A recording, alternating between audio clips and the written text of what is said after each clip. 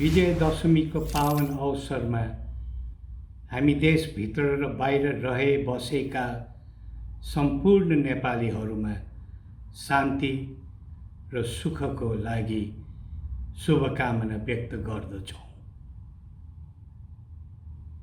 हाम्रो समाज सनातनिक आदर्श र पुर्ख्यौली पौरखबाट पृथक छैन, तर हाम्रो राजनीति र राजकाजी चालचलन त्यस अनुरूप हुनु सकेनन्।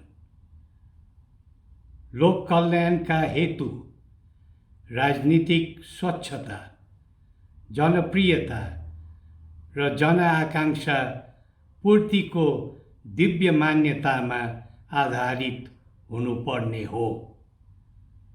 तर राजनीतिक व्यवस्था आफू, आफ्नो समूह र त्यसभित्रको गुट उपगुटमा अल्झिएको छ।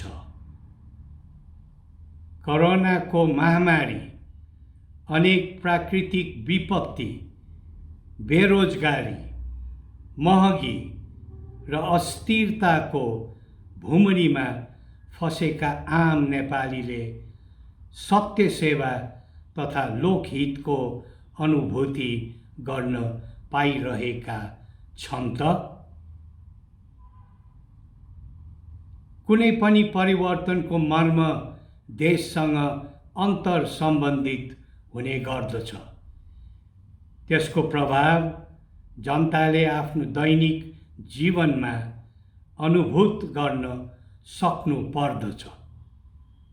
दुर्भाग्यवश शिक्षा तथा स्वास्थ्यको व्यापारीकरण, विकास निर्माणका कामको भ्रष्टीकरण, प्रशासनिक र राजनीतिक पेसाले सीमित व्यक्तिलाई फाइदा पुर्याउने र न्यायिक क्षेत्रमा उत्पन्न विचलनले सबैतिर निराशाको बादल छाएको छ। त्यसै गरी सार्वभौमिकता, राष्ट्रियता र राष्ट्रिय एकता दुर्लभ गराउने, मौलिक धर्म संस्कृति सङ्कटमा पार्ने, राष्ट्रहितमा केन्द्रित रहनुपर्ने परराष्ट्र नीति असन्तुलित भई राष्ट्र सुरक्षा स्वार्थमा चुनौती थपिएकोले हाम्रो मन पोलेको छ। हरेक नेपालीलाई आफ्नो स्वतन्त्र विचार र आस्थाको अधिकार छ, हुन्छ र रहन्छ। राज संस्था वैचारिक आस्थाका आधारमा विभेद गर्दैन।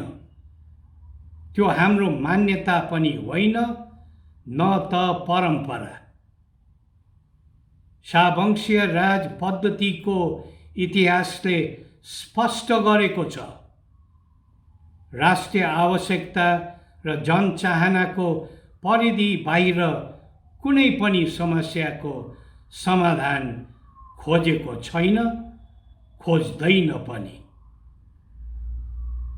देशभक्ति र राष्ट्रप्रतिको भावना मानिसमा दभित भए पनि नामेट हुनु सक्दैन।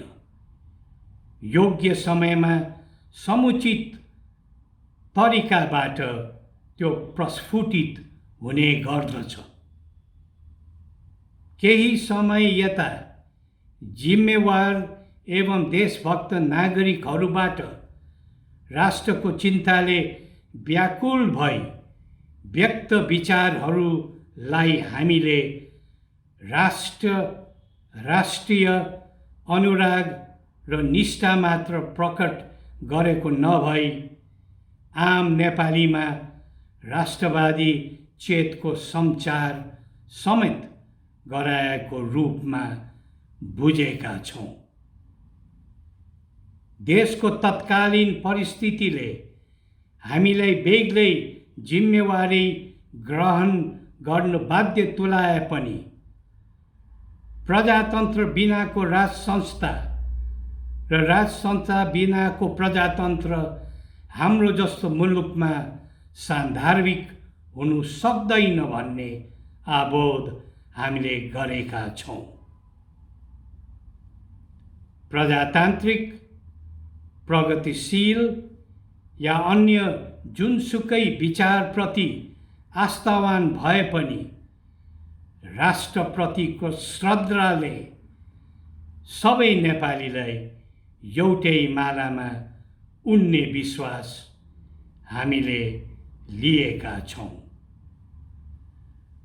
अतीतका गौरवपूर्ण विधि व्यवस्थालाई सम्झेर विद्यमानका नमिल्दो स्थितिलाई सुधार्ने सकारात्मक र देश सुहाउँदो राजनीति, राज्य व्यवस्थाका सबै क्रियाशील शक्तिहरूबाट सही सोच राख्नु देश र जनताको हितमा उपयुक्त अनुभूति हो भन्ने हाम्रो धारणा छ। देशभन्दा माथि हामी कोही पनि छैनौँ। श्री नवदुर्गा भवानीले सबै नेपालीमा राष्ट्रिय कर्तव्य निर्वाह गर्न सामर्थ्य प्रदान गरून्, यही हाम्रो कामना छ। जय नेपाल।